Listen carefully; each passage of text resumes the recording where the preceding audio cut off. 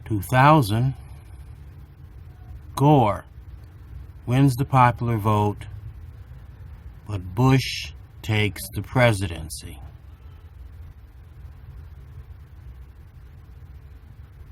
2004, between Kerry and Bush, this time Bush takes the popular vote. 2008,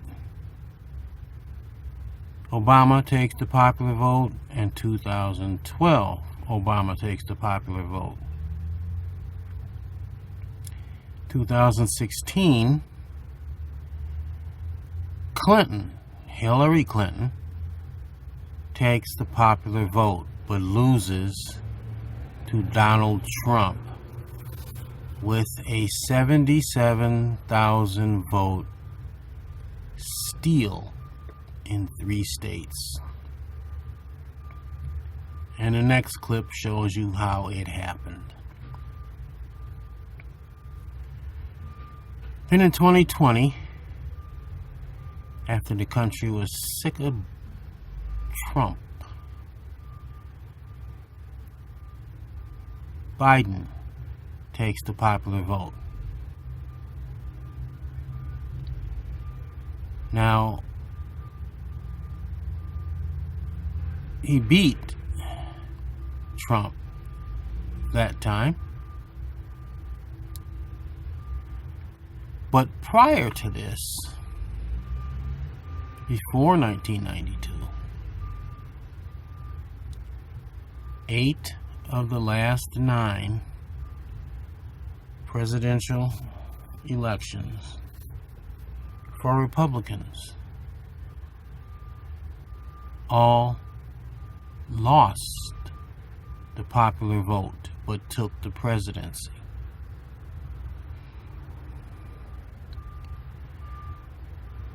Now they have figured out how to electronically, through social media, influence and manipulate you, the gullible, into voting for them.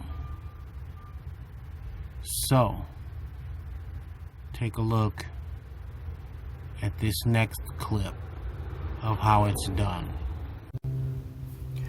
Okay, YouTube would not allow clips from this video that demonstrates how Trump actually won. It's on YouTube. You can view it here at this URL. It explains how Trump used Facebook to cheat by targeted ads to Facebook people on sensitive issues to them, making them fear that they were in danger of something if they voted for Hillary.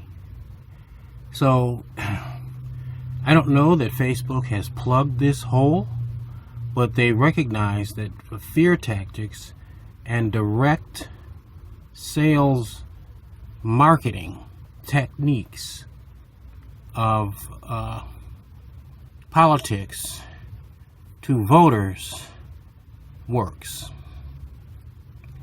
So I would encourage you to go here. It shows how Trump won basically by 77,000 votes across 3 states.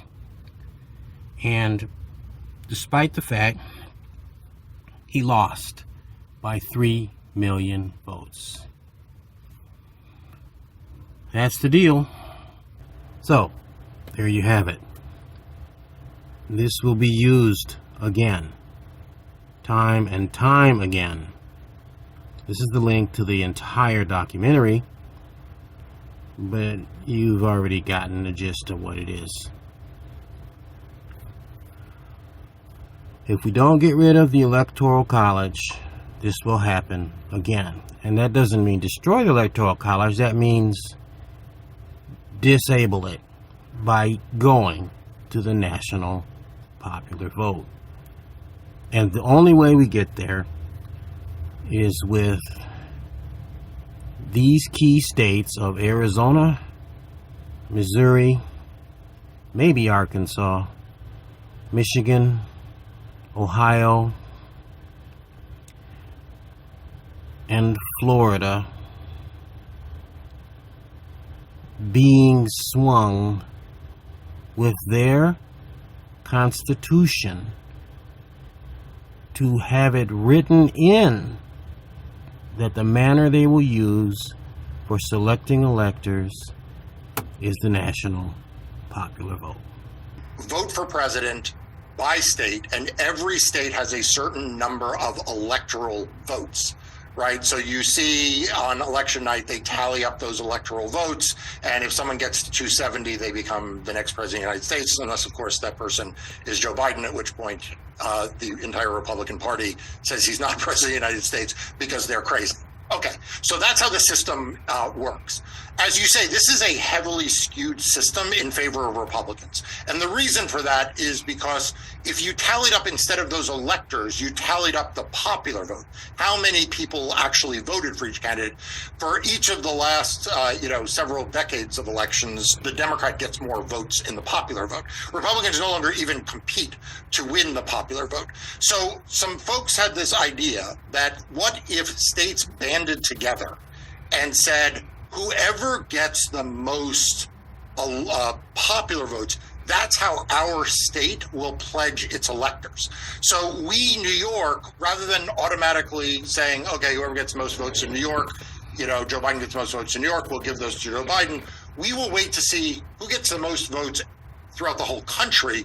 And then we, New York, will agree that our electors will vote in accordance with the national popular vote. So it's a way to effectuate a popular vote outcome rather than a state-by-state electoral college vote outcome. Yeah, so right now there are 16 states plus the District of Columbia that have enacted it. But the key is how many electoral votes, right? Because remember, 270 wins, right, under the Electoral College. So the key test here is, can you get enough states to enter into this compact that they will pledge their electors, and that total pledged electors will equal 270. Once there are 270 electoral votes, or states representing 200 electoral votes in this compact, then you're good to go, right? Because that's the key. So there are right now 16 states in the District of Columbia. What the key is, though, there are 205 electoral votes. So they are 65 electoral votes short of having a functioning compact. Right. So as you imagine, this has very much become a red state, blue state thing, because Democratic states are in favor of this and Republican states are against it. Republican states are against it because, as you and I have talked about before, Republicans don't try to win majorities. They are not a majoritarian party. So please, everyone, the next time you hear someone in the media say the country is evenly divided, change the channel. The country is not evenly divided. More people vote for Democrats than Republicans. The Senate is skewed one way through one set of mechanisms, which is every state gets 2 senators. The Electoral College is skewed a different way. But the bottom line is Republicans oppose this compact because they know that this will disadvantage them because they don't compete for a majority of the electorate. So the 2 states that are sort of next most likely to sign on are Michigan, which is 16 electoral votes, and Maine, which is 4. So there is essentially 20 likely electoral votes represented by those 2 states that would be added, which would bring it to 225, which is still short of the 270. After that, then you start to get to, states like Pennsylvania, Virginia, Arizona, Wisconsin, Nevada, and New Hampshire. Now, none of those are Democratic trifectas, but Nevada recently had a Democratic trifecta. Virginia recently had a Democratic trifecta, although there are midterm elections now that if you're in Virginia, go vote. But those states will need some either bipartisanship, unlikely, or would need to have Democratic control to enter the compact. Yeah, so the best example of this, Brian, is Texas. One would assume Texas would be in favor of this, right? Because what it would mean for Texas is a lot more candidate engagement and paying attention to the issues of Texas. Because if Texas were, if there was a national popular vote compact, Texas would be, a huge pot of individual votes that both candidates would have to compete for from start to finish. And you'd think that'd be the case, but of course, Republicans don't see the world that way, right? Even Republicans in Texas would rather disadvantage their citizenry by making the president of the United States less responsive to them, rather than than the possibility that Democrats win presidential elections. Once you hit 270, the compact states that have all said we're going to pledge our electors consistent with the national vote in all 50 states plus the District of Columbia, right? Like we're gonna follow that popular vote. Once 270 electors, states with 270 electors agree to that, the rest of the states, how they pledge their electors won't matter because 270 is the game. The states are to determine the manner of choosing their electors. The manner of choosing their electors. That's in the U.S. Constitution. And so we are all used to the manner of choosing the electors being the popular vote in that state, right? That's the manner that the states have all chosen. And that's why you vote for president at the state level. The states are free to choose the manner of selecting their electors based on the national popular vote. That's their choice. And so will there be a challenge? Yes. Right. So remember, we would still have an electoral college, right? The question is, how are the electors chosen to the electoral college? So 270 plus would be chosen by the national vote rather than by state vote. So that's why I think their argument is frivolous. What would they say? I mean, I could make a fortune if I could figure out what Republican lawyers would say in court. I mean, I did not have dead Venezuelan leader Riggs voting machine on. Yeah, look, this is something I write about regularly on Democracy Docket, that our system of government was not perfect. It has got, when the Constitution was passed, by any stretch of the imagination.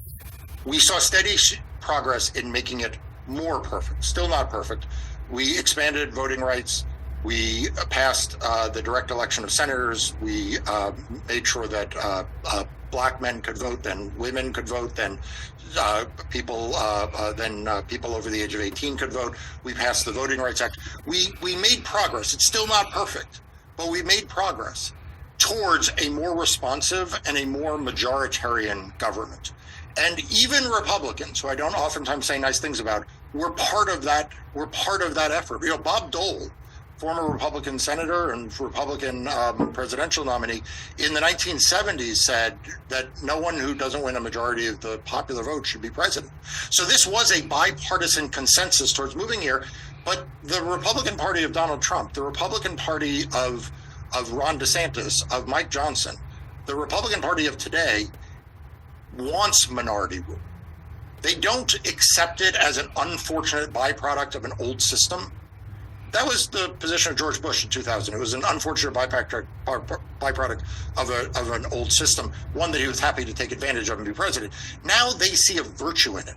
They are rigging the system so that a minority of the population can control a majority of the people. Look at what they are doing to try to ban abortion.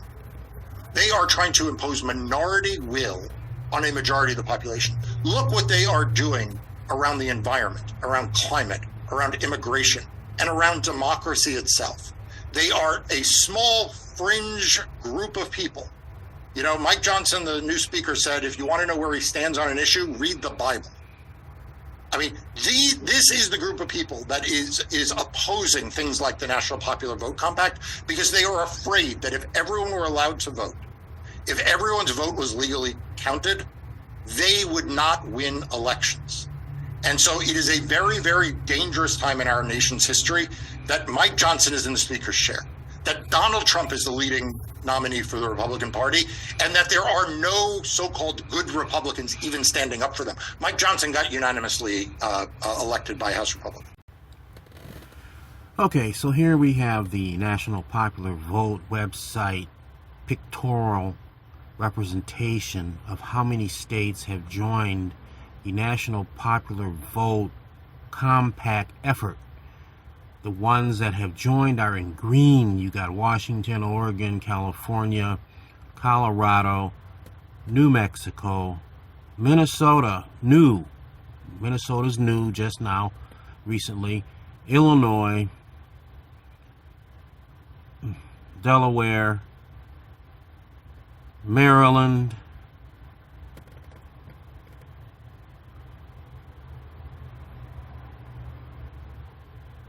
Rhode Island, New Jersey, District of Columbia, New York State, Connecticut, Rhode Island, Massachusetts, and Vermont. It's rumored that Maine is going to be joining soon, and that Michigan is trying to join also. They're a little bit held up in Michigan because Senate isn't moving it forward. And you also have Hawaii. Now, this thing is going to stall. It's not going to go anywhere near 270 votes because of Florida and Texas. The issue is, as can be seen, is that without Florida or Texas, you'll never get to 270 votes unless every single other state joins. And that's not going to happen because Missouri, Ohio, Wisconsin is a swing state, swing flip. Ohio is traditionally Republican. Missouri is traditionally Republican. Alabama, Georgia, traditionally Republican. Louisiana, Tennessee, Kentucky, traditionally Republican. And then all the western states of Montana, North and South Dakota, Idaho, Wyoming, Utah, traditionally Republican, as well as Oklahoma, often Arkansas, and Kansas. Now, that's not that there aren't enough Democrats in many of those states. For instance, there's enough in Florida, there's enough in Ohio, there's enough in Missouri, there's enough maybe in Wisconsin, but Wisconsin offers no way to get there, as will be shown in the next video, the analysis page. Arizona has enough Democrats, as does Nevada.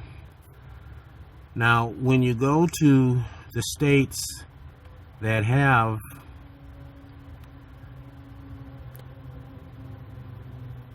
the initiative or referendum laws, 26 states have them.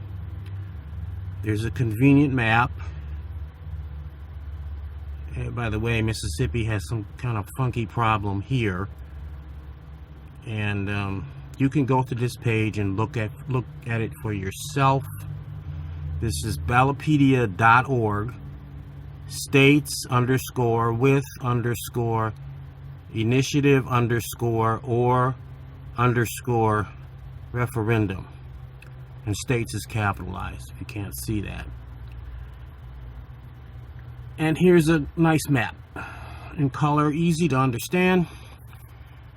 All of the dark green states have provisions to amend their constitution. All of the dark blue states have provisions to amend the Constitution and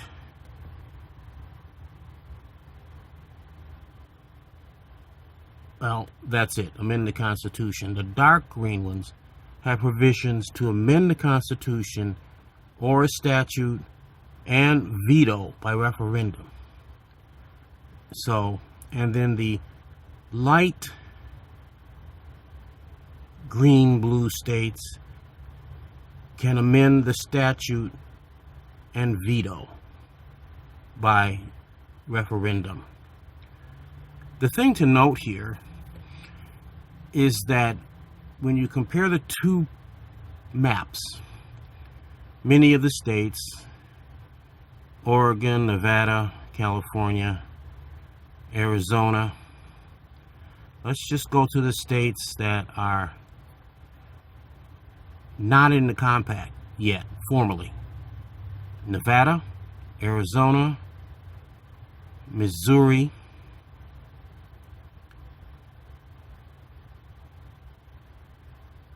Ohio, and Michigan,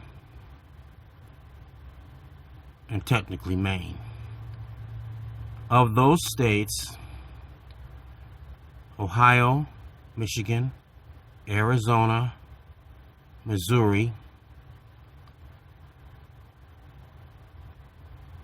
Florida, Alabama, all allow amendments of the Constitution. Instead of going with the national popular vote version, you go with a state amendment constitution. If there are enough people to pass that amendment to the Constitution, it starts immediately. It can be written to start immediately. That would mean those states go out of play in the Electoral College fight. There will be no more questioning because those states will go by the national popular vote, not by the local state popular vote. Now, of these states, Illinois, Nevada, Washington, Oregon, and California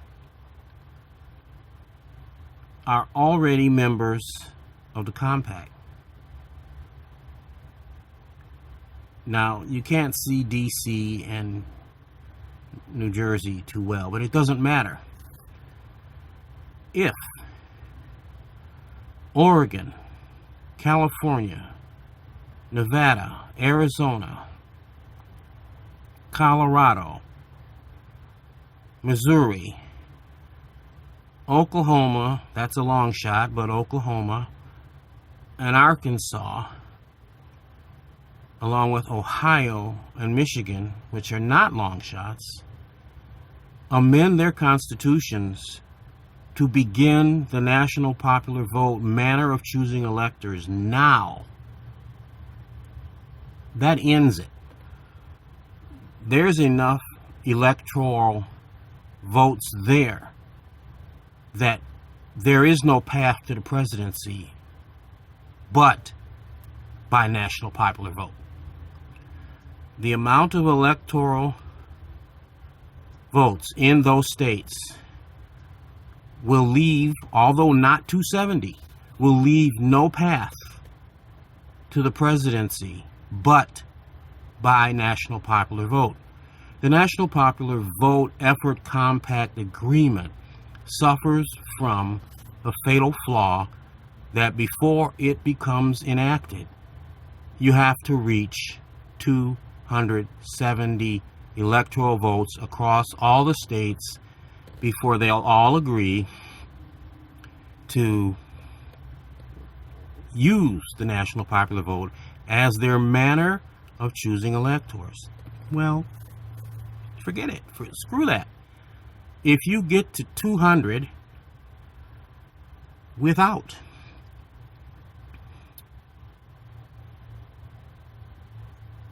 the full national popular vote 270, which is where we already are at 205, and they all change their constitution or modify their legislative initiative to activate the national popular vote now, there aren't enough electoral votes left to get to 270 without by national popular vote, with any way possible. It can't be done. So the states here in gray have no provision for voter amendment anything. Minnesota, danger state. There's no way. Wisconsin, there's nothing there at all. Even though Minnesota is now in the National Popular Vote Compact, if it turns purple or back to red, which isn't likely to happen, they could just as easily leave the National Popular Vote Compact, and then under the terms of the compact agreement, it will be below 270 and it will be turned, quote, off. Whereas constitutional amendment states will not turn off, ever. They will always be standing in the way of any approach to the presidency. Now, Mr. Trump won in 2016 by 77,000 votes across states of Wisconsin, Michigan, and Pennsylvania, even though he was losing the national popular vote by 3 million votes. If Michigan is taken out of play, he can't do that again. Now, there's a video on YouTube called Unfair Game, How Trump Won. I'll try and put the link in the description, but you can find it on YouTube by just putting that in. Unfair Game, How Trump Won. And it shows that they're actually using social media to target people who are gullible enough to believe ads that they're pushing into your social media inbox and into your face because they've snooped on you and think they know what you like and what you're afraid of. Now, it worked. It worked in 2016, and that's going to be their playbook moving forward. Except if the country votes on national popular vote, and all of these national popular vote states that are already there, if only half of them vote to change the amendment, change their law by constitutional amendment to start now, that takes all those states out of play.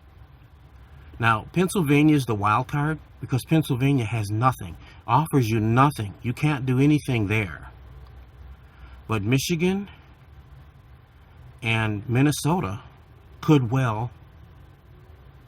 Minnesota would have to change it legislatively. And the governor could just as easily push it through because that's a full blue state now.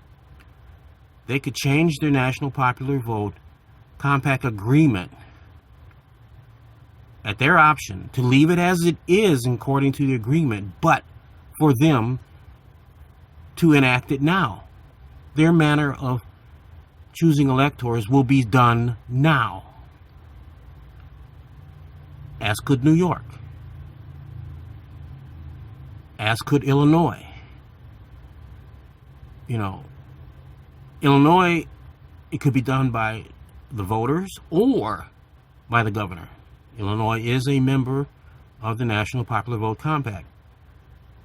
California, Nevada is sort of a wild card, and a ballot initiative there, well, they're kind of holding things up because they passed the National Popular Vote Amendment in the legislature into law, into the Constitution, but it has to go through a second cycle. So it wouldn't work for 2024 unless the voters by initiative say, oh no, we're going to do it and it's going to work on 2024 when we pass it in 2024. This could change the whole game. There would be no more Republican doors. Now, North Dakota, South Dakota, and Nebraska, which are the three states in the middle stacked up.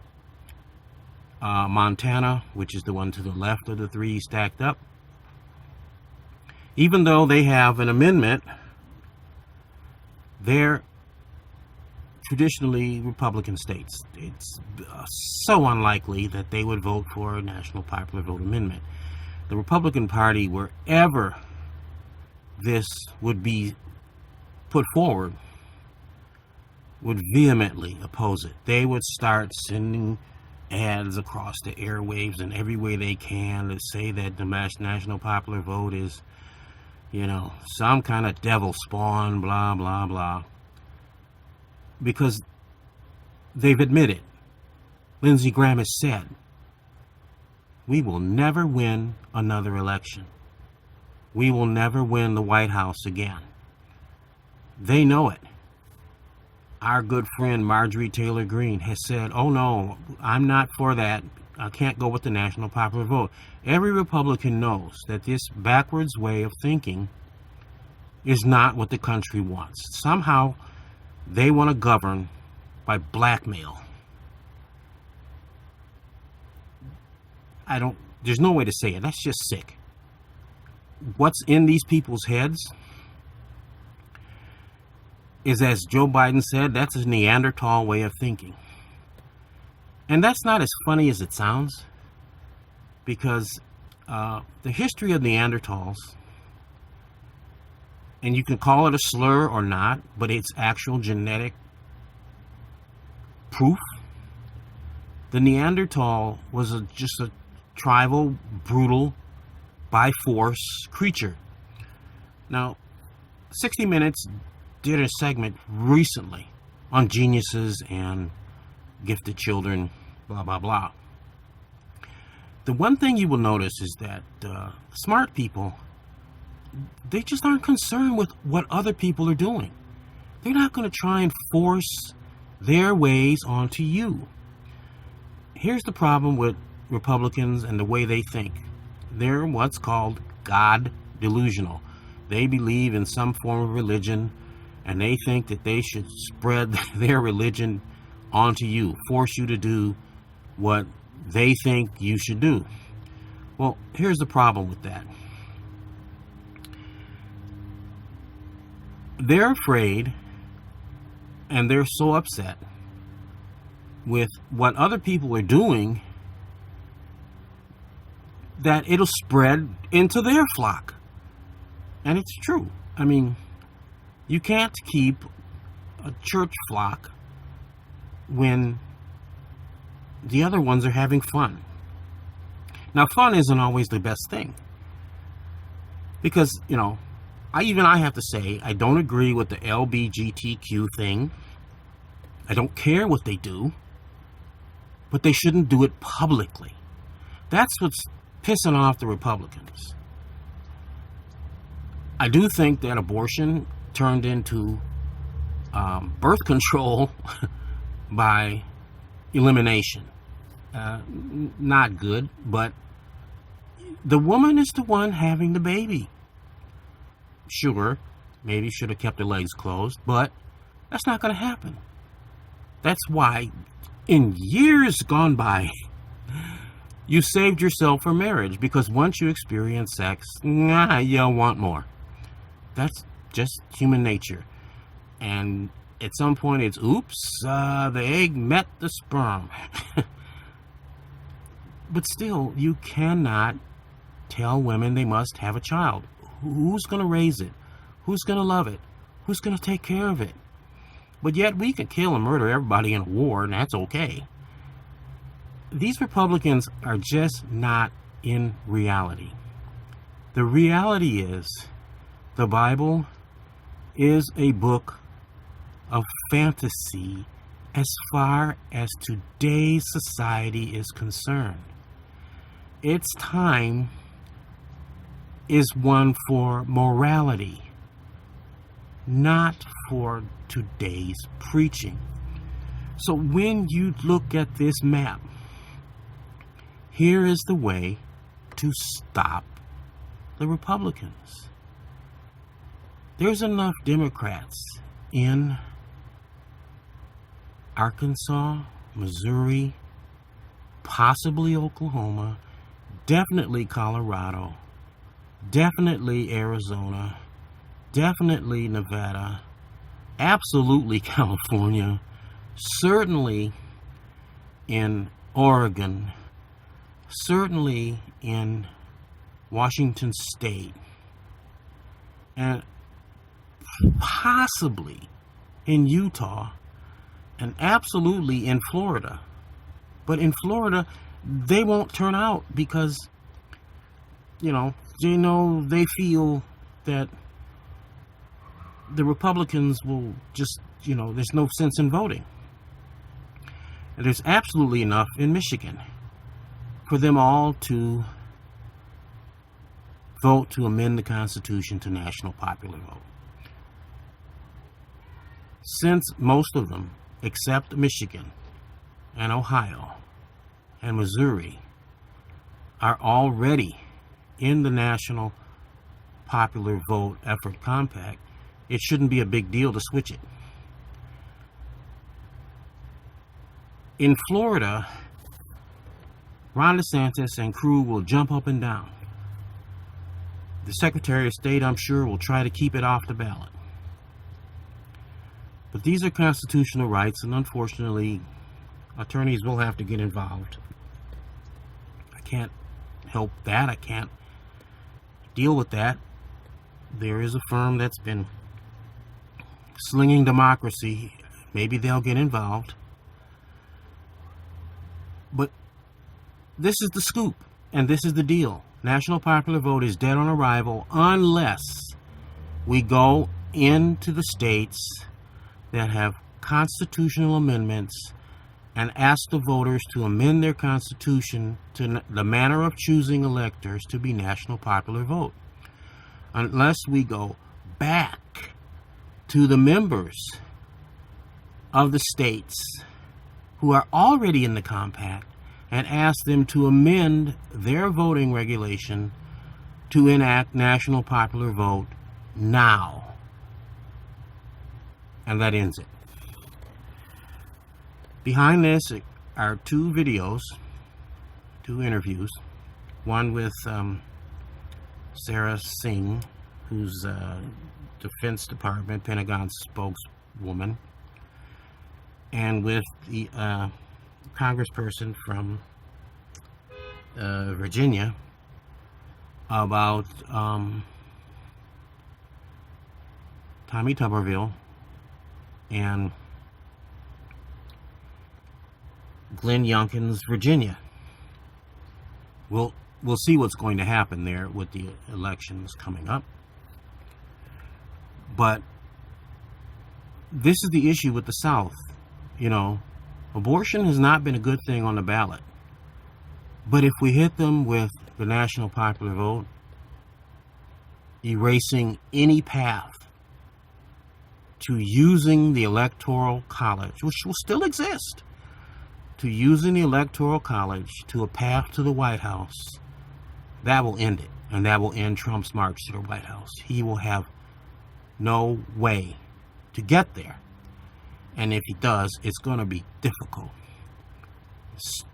States that normally swing that way might not, because Trump and the Republicans have really pissed the country off, and for some reason, they don't get it. It's that Neanderthal DNA. And you can look up what happened to the Neanderthals. They're not extinct. They're not gone. A large percentage of them were wiped out because of a volcanic eruption that put a large cloud of ash over the earth, killed much of the vegetation, ran animals out of where they used to live. Most of the Neanderthals then fled north and east into what is now Russia. And there's a high percentage of Neanderthal DNA in Russia. They have slanted back foreheads. They have bumps over their eyebrows. They kind of look like Ron DeSantis. And that's not trying to be funny, but that's what Neanderthals look like. And they're dumb. They're stupid. They don't get it. And it's just the way they think. There's some people that you just can't do anything with them. All people aren't created equal.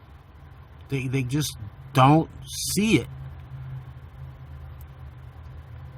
Whereas most of America, many of them came here in the 1700s because they were in jails in England.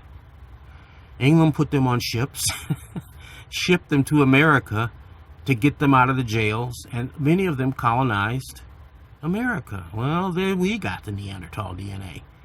Prior to that, it was primarily North American Indians, Native Americans,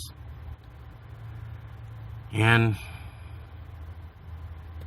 people from various other parts of Europe that weren't Neanderthal. Now, we don't know where the modern anatomical human really came from. The ones with vertical foreheads, large foreheads, larger cranial capacity. But many of them came to America to actually settle America. When you look at Benjamin Franklin, you know, he was a modern anatomical human. Vertical forehead, good-sized head. These were the intelligent people who founded America. Some of them were religious people, overzealously religious, and you can look up the history yourself. But now we have a problem. And the problem is many of them are unfortunately racist, authoritarian, just plain dumb. And that's the 50% of the country that's a danger.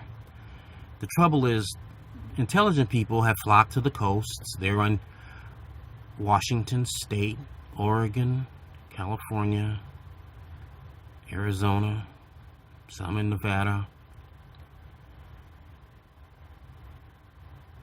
These are where the disproportionate people are that lose their vote. You vote in California, it goes blue immediately, and then all the rest of the votes, it could be millions, just don't count. Once you're over the requirement for the state's, electoral votes to go to the candidate who has the most, normally a Democrat, everybody else who's voting Democratic after that point, their vote doesn't matter. And that's the position I'm in. It doesn't matter. Why waste your time? Because without the national popular vote, it doesn't count. Now it's turned into the point where we're people who are Republicans. And unfortunately, if you look at the history of the Republican presidencies, almost none of them have been attorneys. Nixon was an attorney, and even he supported the national popular vote. He knew when to get out because he had been caught in his, Watergate. But he was smart enough, knew when to quit. Trump's dumb as rocks. He just thinks he'll just keep going. I don't want to talk poorly about the Bushes, but neither one of them were attorneys. Reagan, not an attorney. Our best presidents have been attorneys. The Obamas, both attorneys. Biden, although Biden and Harris aren't married, both attorneys. Clinton, married, both attorneys. You can't understand the laws of the country if you don't understand law. And Mr. Trump is illustrating to us he doesn't get anything. His Wharton School of Business professor said he was the dumbest GD student he'd ever taught. Trump should have never been in the White House. our Constitution needs to be amended. No one without a law degree and a license to practice should be in the legislative or executive branch, period. If you go to Congress, Democrats, many of them are attorneys. On the Republican side, many of them, most of them, are not attorneys. That's why they do this ridiculous crap. Lauren Boebert barely has a GED. Marjorie Taylor Greene, supposedly a businesswoman? No, she's not. Jim Jordan couldn't pass the bar exam. This guy, Mike Johnson, he may be an attorney, but he's God delusional. And you can find a video also on YouTube. God delusional. Look it up. God delusion. The God delusional. I'll try and leave a link in the description also. So, there you have it. If we move these states into national popular vote now and put the initiative on the ballot in the states remaining, I think the whole country is angry enough at the Republicans that they'll vote national popular vote in, and that'll stop Trump. Although, I have a suspicion he's not going to make it onto the ballot anyway. It'll stop any other Republican also. The only one left, the only two left of any value that should be running is Hutchinson and Christie. For some reason, the Republican don't want to vote for him. And that tells you a lot about what type of person is left. Some of these people shouldn't have the right to vote at all. You wouldn't let a 6-year-old vote. Some of these people are the equivalent of 6-year-olds. They're voting for Trump because he's a celebrity. Some are voting for him because he's a racist. Many of them are voting for him because he's just fighting. They want somebody just to fight. They all feel like they're screwed. Trump's lying to them. Again, the video. Unfair game. How Trump won. He lies to them. They're gullible. They believe it. They don't check the reality. And, I don't know how to say it. Some of these people can't contribute to the democracy because they're still 6 years old. It's the way it is. So take a look at these two next interviews, and then you make up your mind. Levitsky and Daniel Zedblatt argue the greatest threat to our democracy is not from former President Trump or his extremist followers who stormed the Capitol, but rather from the ordinary politicians, many of them inside the Capitol that day, who protect and enable them. Professors of government at Harvard University join us now. They are the authors of the New York Times bestseller, How Democracies Die. And now they're out with a follow-up on the dangers they say cause democracy to unravel. It's titled Tyranny of the Minority. Guys, good morning. Welcome back. Good to see you. Good morning. So, Stephen, let me start with you about the op-ed, which is the enablers, which is some of the people we've been talking about just this morning. Speaker Kevin McCarthy, perhaps most prominent among them, going along for the ride with Donald Trump on issues that used to be absolute disqualifiers, not just for Republicans, but for anybody. You steal nuclear secrets, bring them back to your beach club, game over. You try to stage a coup against the United States government, overturn an election, game over. And yet, a small minority of the party, we just had Governor Christie and Governor Hutchinson on, they're the only two in this primary field speaking out against Donald Trump, and they're polling down in the low single digits. So what is this moment right now as you both see it in the Republican Party? Look, studying democracies and crises of democracies all over the world, in Europe, in Latin America, elsewhere, it's very clear that there are three elements to to committed Democratic politicians. Democratic politicians must do three things. They have to always accept the results of elections, win or lose. They have to always denounce and refrain from political violence. And crucially, they have to always break from, denounce, try to hold accountable anyone who engages in anti-democratic behavior. And on that third front, there are a set of politicians who look like mainstream politicians. They dress like mainstream politicians. They talk like mainstream politicians, but they violate that third tenet. They remain quiet, or maybe they justify or condone or protect groups or politicians who engage in anti-democratic behavior. And looking at history, looking at Germany, Italy, Spain, and Chile, and other places where democracy has broken down, it's precisely because mainstream political parties, mainstream politicians refuse to break with anti-democratic extremists. And that's what really worries us today in the Republican Party. Is it just, Daniel, about power? Is it just that Kevin McCarthy wants to keep his job? He knows these things are all bad, all these crimes that Donald Trump is alleged to have committed. And when asked about it, he says, well, yeah, but what about Hunter Biden? He can't defend a lot of the stuff we've seen, especially lately, but he changes the subject. Is it just fear of the voters? Is it fear of losing his job? I think it's all of those things. And it's just careerism. I mean, to be a careerist and to think about your future in politics is normal. That's part of democratic politics. But when democracy is at stake, you have to draw a hard line. And one of the points that we draw in our book is that if you look throughout history, there's often attacks on Congresses and parliaments. The question is, how do mainstream politicians respond to that? Do they denounce it, or do they just look out for their narrow self-interest? And when they do that, ultimately democracy gets into trouble. So Daniel, let's go a little further here then. It's one thing to enable Donald Trump right now as he's a presidential candidate. What happens, though, were he to win? What would that say about where this country is as an American experiment and its democracy going forward? Yeah, frightening.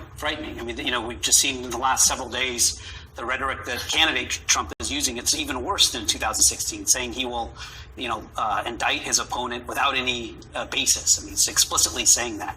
And so I think the broader point, though, has to be that we have to think about, why are we in this situation? Why is the United States in this situation? And even if things maybe feel okay some days, we have to kind of step back and say, America is vulnerable to these dynamics. And if not in 2024, in 2028, unless we address the underlying issues plaguing our democracy. Mika? So, Stephen, Daniel was talking about the careerists like Kevin McCarthy, but how does do you look at how an entire party becomes complicit in anti-democratic behavior and behavior that is completely in opposition to what they believe? How does that happen? It's happened rather quickly. In the case of the United States. No, it's not a cult. I mean, I think, first of all, there was a transformation of the Republican Party over the last 40 or 50 years. As America grew more diverse, the Republican Party got stuck and reached a point, particularly in the early 21st century, where it was having trouble competing nationally in elections. And that radicalized the party. But it's important to point out that our institutions are in some ways making the problem worse. Because of the bias in our electoral institutions, Republicans are able to win national power, either in the Electoral College, also in the Senate, without winning national majorities. If the Republican Party had to win national majorities to win elections, it would be a less radical party. Party leaders would be under much less pressure, or much more pressure, to reach out to a broader set of the electorate. And I think we'd have less of a problem today.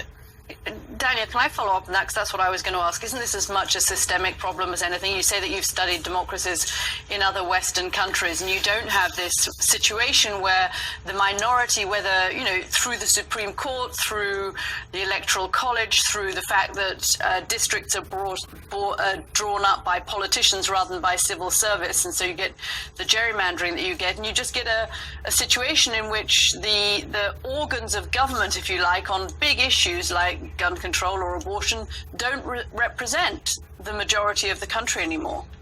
We're the only democracy in the world where someone can lose the popular vote and yet become president. I mean, that's striking if you pause and think about that for a moment. And that's only indicative of a broader problem, exactly as you say, in the Senate and the Supreme Court. And so what all of this means is that if a party can win power without winning majorities, then it won't try to win those majorities. And if you think back to other democracies around the world, or even in our own history, when the Democratic Party was out of power through the 1980s, after losing a series of elections, Bill Clinton regrouped, came up with a new ideology, new faces, that the British Labour Party, after many years in the wilderness, Tony Blair remade the Labour Party. What parties are supposed to do when they lose is to revamp themselves and try to figure out strategies to win over majorities. That's not happening today in the United States with the Republican Party, and that's due, we think, in part to our institutions. And so, really a way forward is to think about how do we change our institutions in a way to encourage the Republican Party to behave in ways that are absolutely critical for our democracy. Here's where you can find the full YouTube version of the Morning Joe interview with the two authors of the book, Tyranny of the Minority. The very last thing he says is that the parties have to come up with new ways to win voters when they lose. The Republican Party has a bigger problem in that it's not a party. It's a group of closet racists. And, they don't think they are, but they are. They're largely those who live in rural America. And Donald Trump keeps tooting his, disgust with cities, meaning where all the minorities live. Now, the problem is that nobody wants to say it, but this is what it is. The Republican Party is supposed to be conservative. Well, at its core, the word conservative means like me. Hey, that would be look like me, act like me, preach like me, pray like me. And that is a very segregated concept. Now, the Republicans, seem to want to be forceful on how to tell other people to live. But you know what? That's the same problem that religious people have. They want to tell you how to live. Now, I'm not a fan of much of what's going on in America with gay and LGBTQ stuff. I don't have anything per se against those who want to be that way, except to say, be a little smarter and don't put it on display. People don't want to see that aberrance. And that's where you have the problem. Then there's abortion rights. Well, the obvious solution is don't have sex in the first place if you don't want to have a baby. That's never going to happen. So, there are hundreds, thousands of females every year out there enjoying themselves, and then they come up pregnant. Well, here's the question. Without abortion, what do you do, with the unwanted child that's produced? What does that do to the child and the mother? Republicans don't look at that. They are always half-baked in their thinking. And that's the long and short of it. The Republicans seem to be an extraordinarily dim-witted group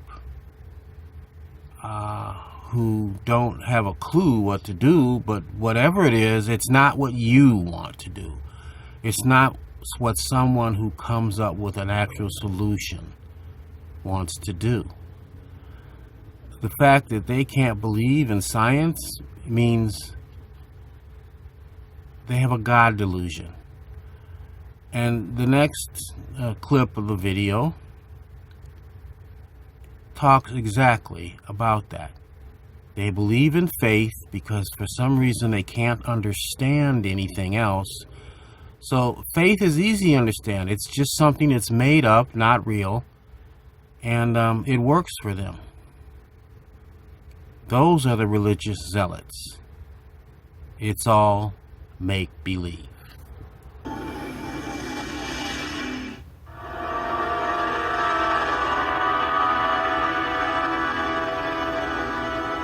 Of all the issues human society faces today, religion remains one of the most divisive and destructive. I hope you find this film on it interesting. There are lots of people who have been brought up in some religion or other, are unhappy in it, don't believe it, or are worried about the evils that are done in its name. There are people who feel vague yearnings to leave their parents' religion and wish they could, but just don't realize that leaving is an option. I've written a book called The God Delusion, aimed at those people. The book inspired a short documentary series for Channel 4 on the dangers of religion called Root of All Evil. Now we've made a single film called The God Delusion from that series. The film explores a world increasingly polarized by religion, with the atrocities of 9/11 and 7/7 still raw memories. In America's Midwest and in Israel, it became apparent how prone otherwise sane people are to extremism once they indulge in faith, belief without evidence, when they give up reason. This film takes a hard look at the very concept of faith, how it behaves like a kind of brain virus infecting generations of young minds, how it perpetuates outdated and dubious moral values. Religion deserves to be scrutinized far more critically than it normally is. I feel passionately about this. If the film does just one thing, I hope it encourages people to start questioning why the strange, distorted mindset of religious faith should automatically demand, and usually receive, our society's respect. So here is where you can find the entire documentary. It's an hour and a half. It explains pretty much the world's problem. And that's not something we're going to solve. The country was in part founded by Puritans in the Northeast, and they are famous for a lot of things, including the Salem witch trials, and goes to show you just how ridiculous religion can get. And that's what's going on here with Mr. Trump. He hasn't got a religious bone in his body, but he's managed to convince these people that he is their Messiah, he is their retribution, that he's trying to strike down the infidels, the wicked, Crooked Joe, and all the names he calls people. And these religious zealots have been swept under the rug for so long. They are just so glad to have somebody paying attention to them. You know, they don't care. And then there's a white nationalist movement, white Christian nationalist movement, which is just what it sounds like. It's Caucasian people who want to maintain power because they're white and their religion is right. What can I say? There's no room in government for these kinds of religious extremes. there's really no room in government for a religion, because you can't favor one above the other without there being a problem. The idea of separation of church and state is to keep that from happening, although they see it otherwise. Mr. Johnson, the new speaker, is about as much a religious zealot as you can get, who's a lawyer, who's inside the power of government.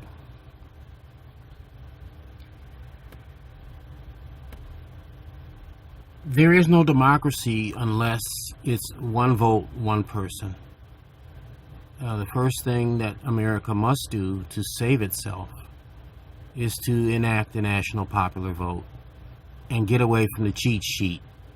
Get away from the ability to cheat using the shameful electoral college that has stood for so long.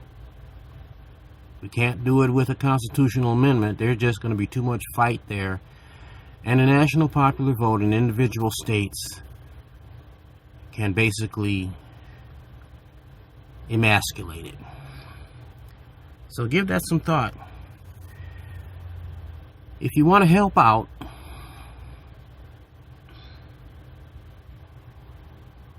you can contact the link that I will put in the description, because people are needed to sponsor these initiatives in various states. And that means filing something with the Secretary of State, downloading petitions from a website. We'll provide you the website, and all you have to do is send people to it to download these petitions, get enough signatures on these petitions to mail in to the Secretary of State to get the thing on the ballot. Some states require you set up a political action committee, which is nothing more than maybe 2 or 3 people doing the same thing. You may need legal assistance. There's a law firm that will help you, usually at no charge. And we hope to hear from you. If the national popular vote doesn't get going, America will have no chance of getting straight, because it's been drunk on this electoral college for far too long. It's been wrongly using this theft machine for votes, and now it's trying to talk about, you're stealing votes. Well, America's been stealing votes all the time, and I don't know, I don't get how people think that that's normal.